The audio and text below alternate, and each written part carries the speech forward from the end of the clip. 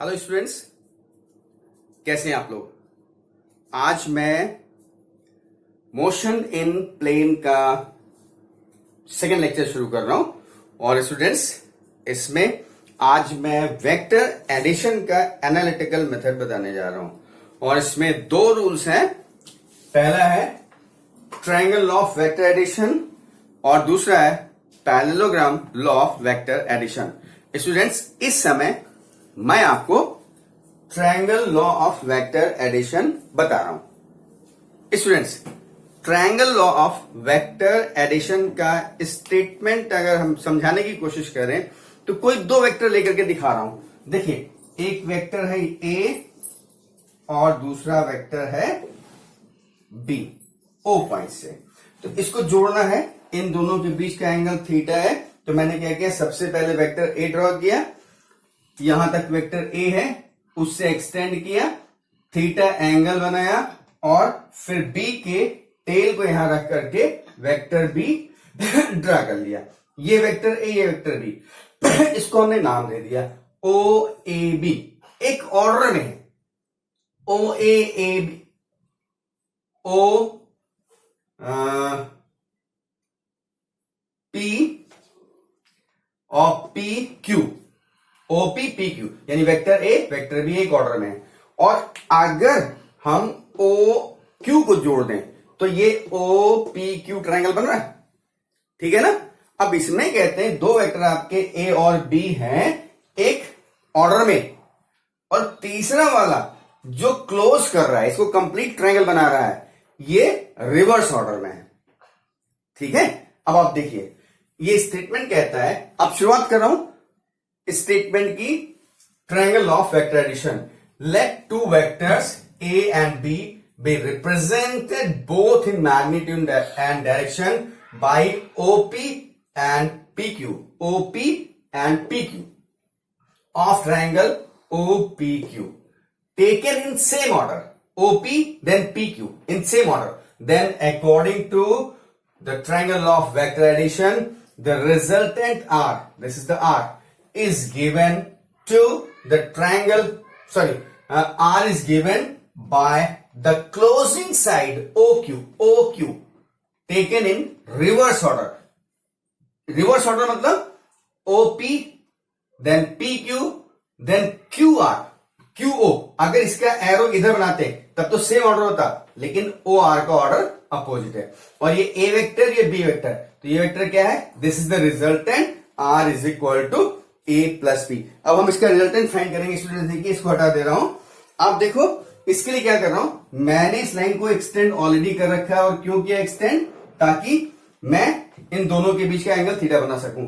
अब यहां से आप ड्रॉ करिए perpendicular and this is an, ठीक है, दिस इज Q1। ये दिखाई देगा, ये वेक्टर A है, ये वेक्टर B है, और इन दोनों का addition R is equal to A plus B। But what is the magnitude of R, इसको हम कैसे फाइंड करेंगे। तो इसके लिए हमने इसका एक्सटेंशन किया है। अब मैं क्या कर रहा हूं, पाइथागोरस थ्योरम अप्लाई कर रहा हूं। पाइथागोरस थ्योरम स्टूडेंट्स क्या कहती है, पाइथागोरस थ्योरम कहती है कि किसी राइट ट्रायंगल में हाइपोटेनस का स्क्वायर, बेस का स्क्वायर और परपेंडिकुलर के स्क्वायर के सम के बराबर होता है। तो अगर मैं कहता हूं इन ट्रायंगल ONQ, और ये ट्रायंगल कैसा है, राइट ट्रायंगल है, तो ONQ, इसमें क्या हो रहा है, पाइथागोरस थ्योरम यूज कर रहे हैं स्टूडेंट्स। तो हो जाएगा OQ square is equal to ON square plus NQ, OQ square is equal to ON square plus NQ square. Clear, yes. अब देखिए, OQ R है हमारा, तो हम लिख देंगे R स्क्वायर। अब ON,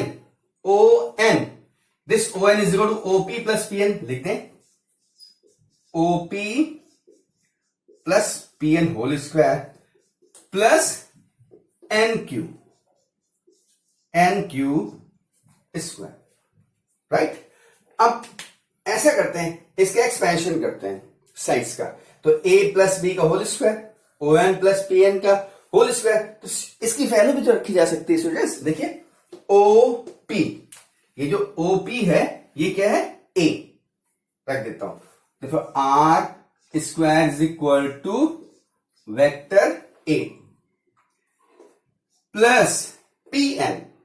अब आप देखिए ये पी एन क्या है, ये वेक्टर बी है ना, तो ये वेक्टर क्या होगा, आपको मालूम है कि अगर ये बी है तो इसके कंपोनेंट्स जब हम ब्रेक करेंगे तो ये क्या हो जाएगा ये हो जाएगा बी कॉस थीटा। थीटा इससे अटैच है ना, तो P N is equal to B cos theta. P N is equal to B cos theta. और हम क्यू एन देख लें यहां पर, इस ट्रायंगल के लिए ये थीटा है ना, ये बेस है, परपेंडिकुलर है, तो बेस फाइंड करना है तो कॉस थीटा लेंगे, यानी cos theta is equal to P N upon P Q, यानी P N is equal to B cos theta. और ये मुझे क्या है, दिस इज परपेंडिकुलर। अब आपको परपेंडिकुलर फाइंड करना है, तो परपेंडिकुलर क्या होता है, साइन थीटा। तो sine theta is equal to perpendicular upon hypotenuse, और इससे हमको मिल जाएगा Q N is equal to B sine theta. अब मैं ये वैल्यू यहां पे रख रहा हूं, देखो ओपी क्या हो गया, OP is equal to A और P N is equal to B cos theta. मैंने इस ट्रायंगल से समझाया है, ठीक है। इसको ब्रैकेट बंद करके स्क्वायर कर दिया, और एन क्यू या Q N is equal to B sine theta, तो B sine theta whole square. इसमें कोई डाउट किसी को नहीं? मैंने सिर्फ पाइथागोरस थ्योरम अप्लाई किया है, ओ एन को ब्रेक किया है ओपी प्लस पी एन में, और सारी वैल्यूज पुट कर दी हैं जो नहीं मालूम थी। जैसे पी एन और एन क्यू नहीं दिया हुआ है तो उसके लिए हमने Q P N triangle use किया और उसकी हेल्प से इसको फाइंड किया। तो अब मैं इसको ओपन कर रहा हूं, देखिए R square is equal to A square plus B square cos square theta plus 2ab cos theta. a plus B का होल स्क्वायर क्या होता है, a square plus B square plus 2ab। Yes, a square plus B square plus 2ab। तो a की जगह a और b की जगह b cos थीटा, तो ये a स्क्वायर ये हो जाएगा b square cos square theta into 2 into a into b into cos theta, plus ये हो जाएगा b square sine square theta. Right, ठीक है ना। अब एक काम करते हैं, देखिए ये B square cos square theta और B square sine square theta, इसमें से क्या करें, बी स्क्वायर कॉमन ले लें, क्या मिलेगा, you will have A square plus B square common लिया तो sine square theta plus cos square theta और प्लस 2ab कॉस थीटा। और sine square theta plus cos square theta क्या होता है, 1। तो ये हो जाएगा R square is equal to A square, इसकी जगह बी स्क्वायर ये हो जाएगा इंटू 1 और plus 2ab cos theta. This is the resultant, यानी आर का मैग्नीट्यूड ये होगा, या R is equal to under A square plus B square plus 2ab cos theta. Students statement लिखा हुआ है, हमने वेक्टर ए ड्रॉ किया, वेक्टर बी ड्रॉ किया, एक ऑर्डर में स्टार्टिंग पॉइंट और एंड पॉइंट को जोड़ा, डायरेक्शन रिवर्स ऑर्डर में, ये हमारा रिजल्टेंट है। इसकी वैल्यू फाइंड करने के लिए हमने इसका एक्सटेंशन लिया, इस पे परपेंडिकुलर ड्रॉ किया, एन राइट ट्राइंगल है, ओ क्यू एन या ओ एन क्यू, इस ट्राइंगल में हमने पाइथागोरस थ्योरम लगा दी, ओ एन को ब्रेक किया, सारी वैल्यूज इस ट्राइंगल से निकाल के पुट की, रिजल्ट हमें R square equal to A square plus B square plus 2ab cos theta मिल रहा है। स्टूडेंट्स वीडियो को पॉज करिए, वीडियो पॉज करिए और सब नोट कर लीजिए। राइट, वीडियो पॉज करिए।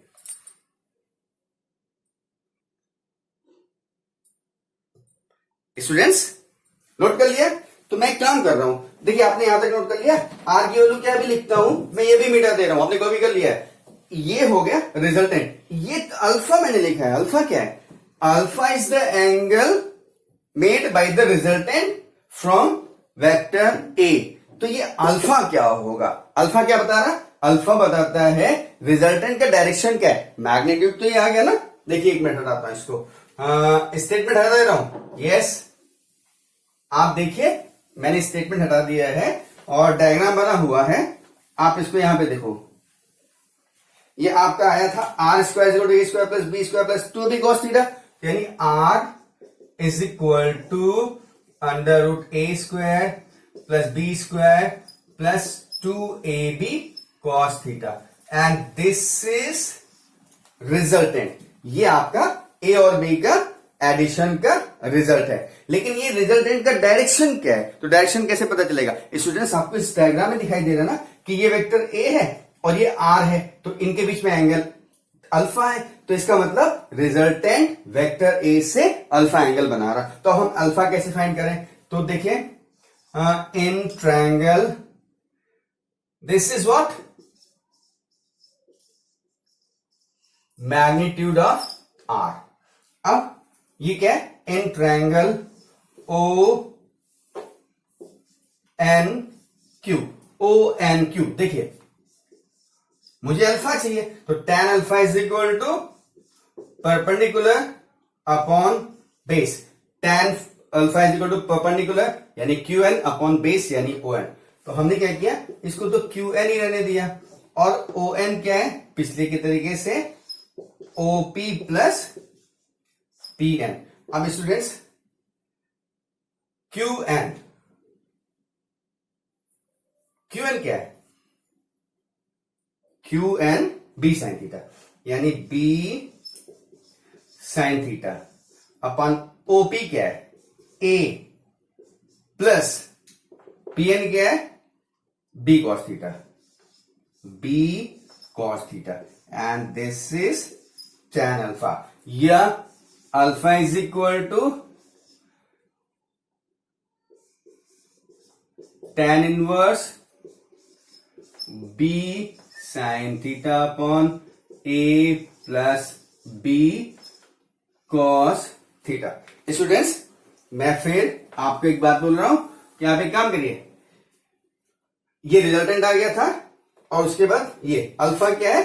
Where alpha is angle of R vector R with vector A. Vector A से आर का एंगल है, राइट? तो स्टूडेंट्स एक बार फिर से वीडियो को पॉज करिए और पूरा कंटेंट नोट करिए।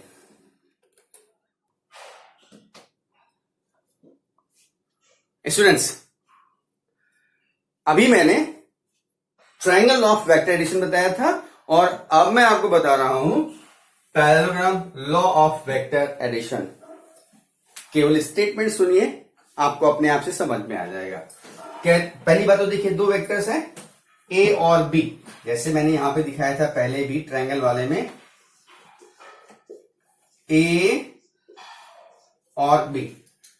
तो अब मैंने क्या किया, ए इधर लिया था और बी यहां से ले लिया था, रिजल्टेंट को जोड़ दिया था, ये बन गया था मेरा क्या? ट्रायंगल।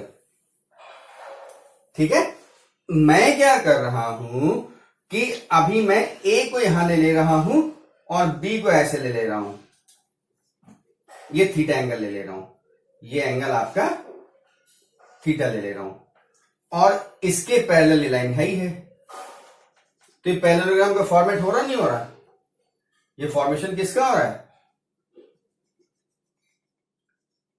ये ए है और यहां पर बी है और ये इसके पैरेलल है, तो बी ए बी है। ये ए है तो this one will be your A. तो रिजल्टेंट कहते हैं, स्टेटमेंट देखिए कि let two vectors A and B incline to each other. A और बी एक दूसरे से इंक्लाइन है by angle theta. B represented both in magnitude and direction by the adjacent side O P and O Q. O P and O Q adjacent side, triangle में same order में आ रहा था, लेकिन यहां क्या है? Adjacent side. Adjacent side OP and OQ of parallelogram OP, इसको हम कहते हैं S, OPSQ, OPSQ. Then according to parallelogram law of vector addition, the resultant A and B is represented both in magnitude and direction by diagonal OS of the parallelogram. ये OS, ये diagonal OPSQ है, इसका diagonal OS है. तो A और B दो vectors जो कि थीटा एंगल से इंक्लाइंड है, तो इस पैरेललोग्राम के डायगोनल OS से इन A और B के रिजल्टेंट को बताया जाएगा. Right students. अब अगर आपको याद आ रहा है, जैसे पिछला वाला हमने triangle law of vector addition बताया था, तो उसमें ये पोर्शन नहीं था, ये था, ये था, ये ट्रायंगल था. अब मैंने ये पैरेललोग्राम बना दिया, तो इसको छुपा लो, तो ये पार्ट तो ये आ रहा ना, इसी का सिमेट्रिकल है, मुझे ये चाहिए. तो स्टूडेंट्स ये स्टेटमेंट आप नोट कर लीजिए, और इसका डेरिवेशन भी बिल्कुल इसी तरीके से जैसे आपने triangle law of vector addition में किया था. क्या इसका एक्सटेंशन करेंगे, परपेंडिकुलर ड्रा करेंगे, ये डायगोनल है, ये राइट ट्रायंगल है, Pythagoras theorem, OS square is equal to ON square plus NS square, और उसके बाद ON को ब्रेक करेंगे OP प्लस PN, जैसे triangle law of vector addition में किया था. तो what we will get, R is equal to under root A square plus B square plus 2AB cos theta. और जो रिजल्टेंट का एंगल अल्फा बना रहा है वेक्टर ए से, तो alpha is equal to tan inverse B sine theta upon A plus B cos theta. Students मैं इसका डेरिवेशन नहीं कर रहा हूं दोनों का, बस आप स्टेटमेंट लिखिए, और डेराइव आपको करना हो तो यही triangle law of vector addition जैसे किया गया था ठीक उसी तरीके से आप इसको डेराइव करिए. ठीक है स्टूडेंट्स, वीडियो को पॉज करिए. स्टूडेंट्स आप वीडियो को पॉज करिए और इसको नोट करिए. वीडियो को पॉज करिए और इसको नोट कर लीजिए. ओके स्टूडेंट्स, आपने triangle law of vector addition, उसके बाद parallelogram law of vector addition दोनों देख लिया, और दोनों एनालिटिकल मेथड थे वेक्टर को ऐड करने के, और बाकी वेक्टर एडिशन हम पहले ही आपको बता चुके हैं. राइट, ठीक है ना. तो अब देखिए rectangular component of vector, vector के कंपोनेंट्स ब्रेक करें. ठीक है, वेक्टर के कंपोनेंट ब्रेक करें. तो ध्यान से देखिएगा, एक जैसे आपने पढ़ा था कि इस ऑब्जेक्ट पर फोर्स F लग रहा है और ऑब्जेक्ट का डिस्प्लेसमेंट D हो रहा है, तो W is equal to FD, displacement in the direction of force. Right. इसके बाद आपने देखा कि अगर फोर्स इधर लग रहा है तब वर्क क्या होगा, और फोर्स जो है हॉरिजॉन्टल से थीटा एंगल बना रहा है, तब आपने बताया था W is equal to FD cos theta. तो FD cos थीटा कैसे आया, तो हमने यहां पर F के कंपोनेंट्स ब्रेक किए. तो यही चीज मैं आपको बताने जा रहा हूं, किसी भी वेक्टर के कंपोनेंट्स कैसे ब्रेक किए जाएंगे. देखिए मैं कहता हूं एक ही वेक्टर है, वेक्टर A. यस, इसके कंपोनेंट्स ब्रेक करने कैसे ब्रेक होंगे, दो कंपोनेंट होंगे. कौन से पूछे, रेक्टेंगुलर कंपोनेंट. तो टेल से दो लाइन ड्रॉ करिए. किधर, एक हॉरिजॉन्टल के अलोंग, एक वर्टिकल के अलोंग, यानी एक एक्स एक्सिस के अलोंग और दूसरा वाई एक्सिस के अलोंग. आपने कंपोनेंट्स ब्रेक कर दिए. ठीक है, ये और ये. अब ये वेक्टर ए है और ये हॉरिजॉन्टल से थीटा एंगल बना रहा है, तो अब इसके कितने कंपोनेंट हो गए, दो. एक कंपोनेंट हुआ ए एक्स एक्सिस के अलोंग और दूसरा कंपोनेंट हुआ ए वाई वाई एक्सिस के अलॉन्ग।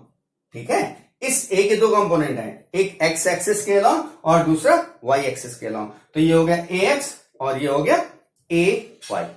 अब इन दोनों कंपोनेंट्स का वैल्यू क्या होगा?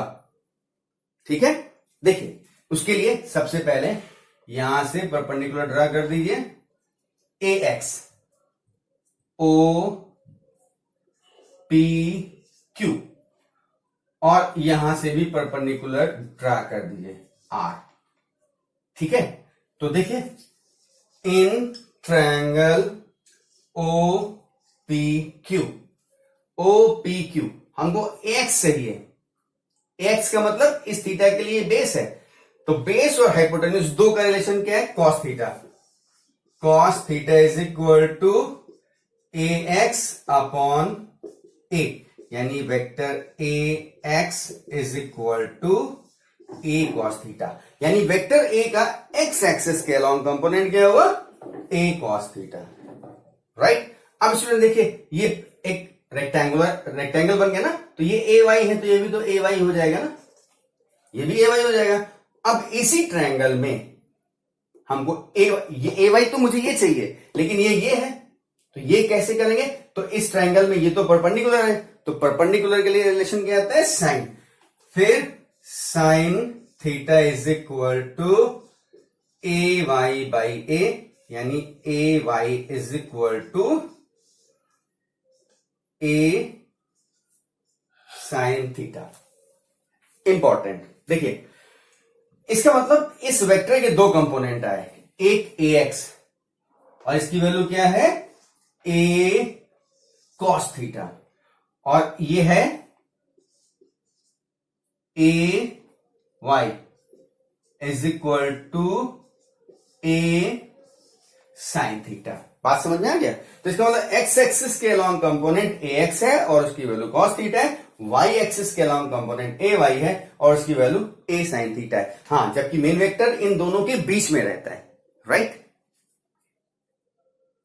अब आप देखो, केवल समझाऊंगा, आप देखिए A Y is equal to A sine theta और A X is equal to A cos theta आ गया। केवल समझाने की कोशिश कर रहा हूं। अगर ये एंगल थीटा ना हो करके, इसमें क्या था कि vector A is making angle theta from the horizontal यानी एक्स एक्सिस।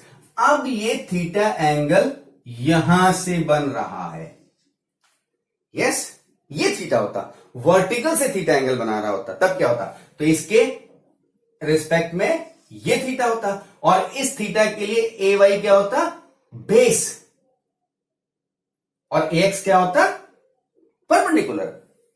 ठीक है, तो आप जब इस मतलब जब ये वेक्टर वर्टिकल से थीटा एंगल बना रहा है, तब वो हो जाएगा बेस थीटा के रिस्पेक्ट में, और ये हो जाएगा परपेंडिकुलर। तो यहां पे आ जाएगा साइन, यहां हो जाएगा कॉस, यस, ये क्या हो जाएगा? साइन हो जाएगा। अब इस कंडीशन में देखिए क्या होता है कि in triangle O P Q sine theta is equal to A X upon A, यानी A X is equal to A sine theta. अभी ए एक्स आ रहा था ए कॉस थीटा, और अभी क्या आ रहा है? ए साइन थीटा। राइट, और ऐसे ही जब आप करेंगे तो A Y is equal to A cos theta. इसका मतलब क्या हुआ स्टूडेंट्स? देखिए, जब मेरा थीटा ये था तो थीटा जुड़ा था बेस के साथ, ए एक्स के साथ, तब ए एक्स कॉस थीटा था। अब मैंने थीटा ये लिया है तो थीटा जुड़ा है ए वाई के साथ, तो ए वाई कॉस में आ रहा है।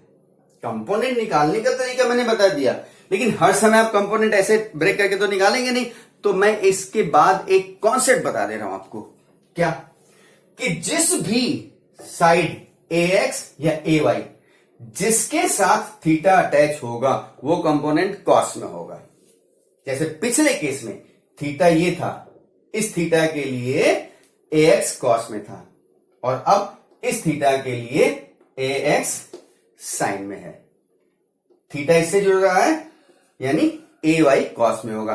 तो मैं बोल रहा हूं, उसको समझिएगा कि एंगल थीटा जिस भी साइड के साथ अटैच है, जुड़ा हुआ है, जिस भी कंपोनेंट के साथ अटैच है, वो कंपोनेंट कॉस में होगा और दूसरा वाला साइन में होगा। तो स्टूडेंट्स वंस अगेन आप वीडियो को पॉज कर लीजिए, इसको पहले वीडियो चल रहा है ना, बैक करके देखिएगा, पहले इस थीटा के लिए मैंने ये किया है और ये किया है इस थीटा के लिए, तो वीडियो पॉज करके दोनों को नोट करिए। स्टूडेंट्स अब मैं बताने जा रहा हूं और मैं समझता हूं आज के लेक्चर का मेरा लास्ट टॉपिक है यूनिट ऑर्थोगोनल वेक्टर। आप वापस आइए हमारे पहले लेक्चर पे जिसमें हमने वेक्टर के कई फॉर्म बताए, कई वेक्टर्स बताए थे कि parallel vector, equal vector, opposite vector, unit vector और जीरो वेक्टर। तो अब मैं बता रहा हूं unit orthogonal vector. Unit orthogonal vector को समझने के लिए मैं आपको 1 मिनट स्टूडेंट होल्ड करिएगा। ये जैसे मैं इस बॉक्स को ले रहा हूं, ठीक है, ये एक प्लेन है, एक्स एक्सिस वाई एक्सिस, ये एक्स एक्सिस ये वाई एक्सिस। लेकिन जब हम 3 डायमेंशनल फिगर की बात करते हैं तो ऐसे इस तरीके से देखिए, X axis, Y axis, Z axis, ठीक है, और तीनों की स्थिति देखिए, ये इसके परपेंडिकुलर है, ये इसके परपेंडिकुलर है और ये इसके परपेंडिकुलर है, यानी तीनों एक दूसरे के परपेंडिकुलर हैं। आप इसको अगर चेक करना चाहें तो अपने रूम में जहां बैठ के आप वीडियो देख रहे हैं, रूम की छत पे कॉर्नर में देखिएगा, 3 साइड आपको लाइन दिखाई देंगी। कैसे? इस तरीके से, इस तरीके से। इसको हम एक्स एक्सिस ले लें, इसको वाई एक्सिस ले लें, इसको जेड एक्सिस ले लें, ठीक, और इसको हाथ से भी दिखा सकते हैं, एक्स वाई जेड, राइट, समझ में आ रहा है? एक्स वाई जेड, ये इसके परपेंडिकुलर है, ये इसके परपेंडिकुलर है और ये इसके परपेंडिकुलर है, यानी सब यहां तो परपेंडिकुलर नहीं दिख रही है। ये लाइन वास्तव में ये नहीं, ये लाइन ये है, तो ये इसके परपेंडिकुलर, ये इसके परपेंडिकुलर और ये इसके, सब एक दूसरे के परपेंडिकुलर हैं। यानी अगर हम कहें तो this is 90, this is 90, this is 90। अब यूनिट वेक्टर आपने पढ़ा हुआ है क्या? The vector having unit magnitude. चलिए हम बात करते हैं यूनिट ऑर्थोगोनल वेक्टर की। तो एक्स एक्सिस के अलोंग यूनिट वेक्टर आई, वाई एक्सिस के अलोंग यूनिट वेक्टर जे और जेड एक्सिस के अलोंग यूनिट वेक्टर के, ये तीनों हमारे यूनिट ऑर्थोगोनल वेक्टर कहलाते हैं। यानी unit orthogonal vector means the unit vector along x axis denoted by I cap, unit vector along y axis denoted by j cap, and unit vector along z axis denoted by k cap are unit orthogonal vector. And as shown in the figure, ij, jk and ki all are perpendicular to each other. Right? तो इसका मतलब अगर आपसे unit orthogonal vector की बात कही जाए तो I J and K unit vector are unit orthogonal vector and all are perpendicular to each other. ठीक है स्टूडेंट्स, तो ये यूनिट ऑर्थोगोनल वेक्टर आ गया। अब मैं अगले लेक्चर में आपको वेक्टर की कुछ प्रॉपर्टीज बताऊंगा, प्रोडक्ट बताऊंगा, वो होगा मेरा नेक्स्ट लेक्चर में। तो स्टूडेंट्स इसको आप पॉज करके नोट कर लीजिएगा। मैं लेक्चर कंप्लीट करता हूं। Students thank you, God bless you. Pause करके नोट कर लीजिए।